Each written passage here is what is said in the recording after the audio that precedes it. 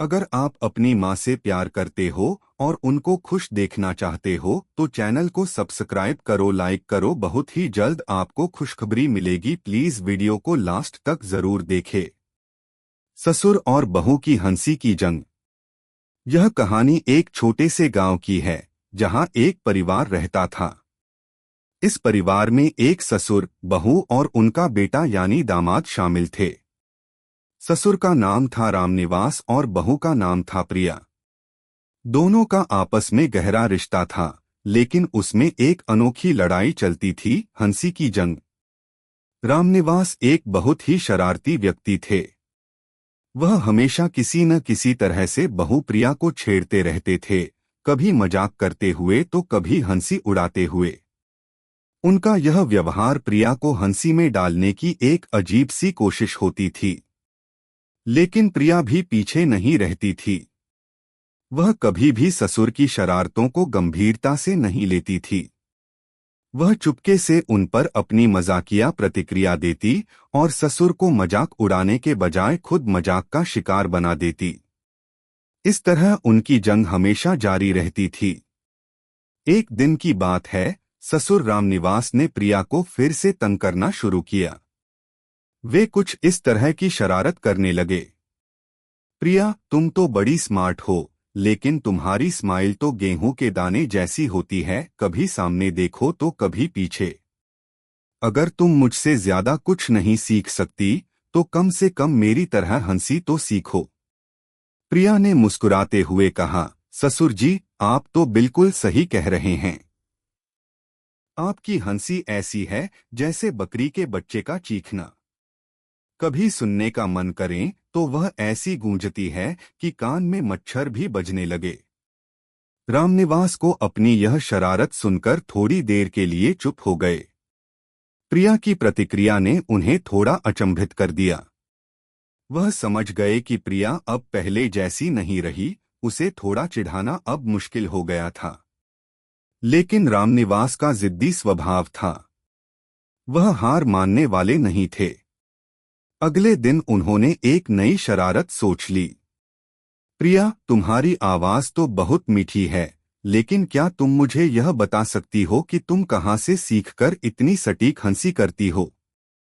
प्रिया ने चिढ़ते हुए कहा, ससुर जी, वह सब तो मैंने एक स्कूल से सीखा है।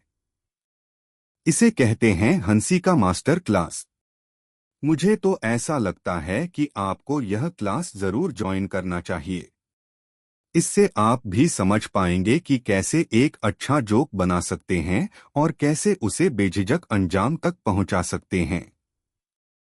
ससुर रामनिवास को अब यह एहसास हो गया कि प्रिया अब सिर्फ मजाक में ही नहीं, बल्कि गंभीरता से भी जवाब देने लगी है। यह उसकी बढ़ती समझदारी और आत्मविश्वास का प्रतीक था। कई दिन तक यह मजाक चलता रहा, लेकिन एक दिन ससुर ने प्रिया के सामने ऐसा मजाक किया कि वह खुद हंसी नहीं रोक पाई। रामनिवास ने कहा, प्रिया, तुम जानती हो मैं अपनी उम्र के हिसाब से बहुत फिट हूं। तुम्हारी तरह हिलते डुलते नहीं रहते। कभी ऐसा हुआ है कि तुम और मैं एक साथ दौड़ें? प्रिया ने मुस्कुराते हुए कहा, ससुर जी, आपकी उम्र में तो दौड़ने का ख्याल भी गलत है। क्या आपको लगता है कि मैं आपकी तरह 60 साल की उम्र में दौड़ सकती हूँ?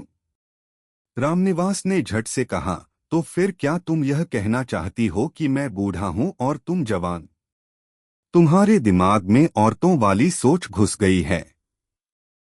मुझे तो लगता है कि मैं तुम्हारे मुकाबले जरा भी पीछे नहीं हूँ। यह सुनकर प्रिया थोड़ी देर के लिए चुप हो गई। वह ससुर के जवाब पर हंसी नहीं रोक पाई।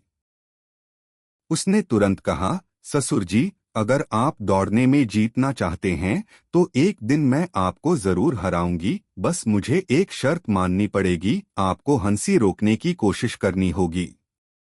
रामनिवास को यह चुनौती स्वीकार करने में कोई देर नहीं लगी। उन्होंने कहा, ठीक है, हम दोनों यह दौड़ लगाएंगे, लेकिन शर्त यह है कि जिसको भी हार मिली वह हंसी रोकने का प्रयास करेगा।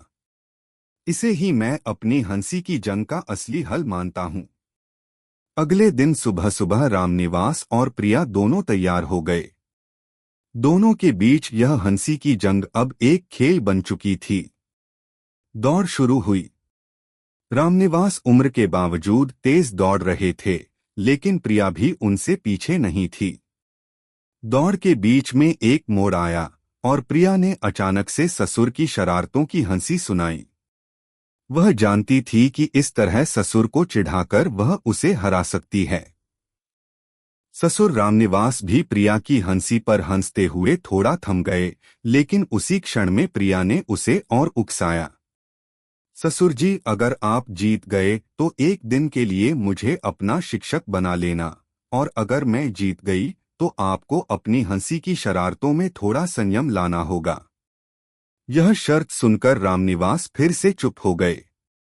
फिर वह बिना किसी बात के दौड़ने लगे, लेकिन अंत में हार मान गए। प्रिया की हंसी और उसकी शरारतों ने रामनिवास को पूरी तरह से हराया था।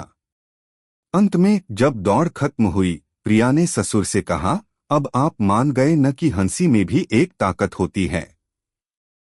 आपने अपनी शरारतों के साथ मुझे कई बार तंग किया, लेकिन आज आपको अपनी हंसी का मूल्य समझ में आया है। अब हम दोनों को अपनी हंसी में बदलाव लाना होगा। रामनिवास ने मुस्कुराते हुए कहा, सच कहूं तो प्रिया, तुमने आज मुझे हंसी का असली मतलब समझाया। मुझे लगता है कि हंसी में जितनी ताकत है, उतनी ही समझदारी भी होती है। अब मैं अपनी शरारतों को थोड़ा कंट्रोल करूंगा। इस तरह ससुर और बहू की हंसी की जंग खत्म हुई, लेकिन दोनों का रिश्ता पहले से कहीं मजबूत हो गया। उन्होंने सीखा कि हंसी सिर्फ मजाक करने के लिए नहीं होती, बल्कि यह रिश्तों को भी और गहरा बना सकती है।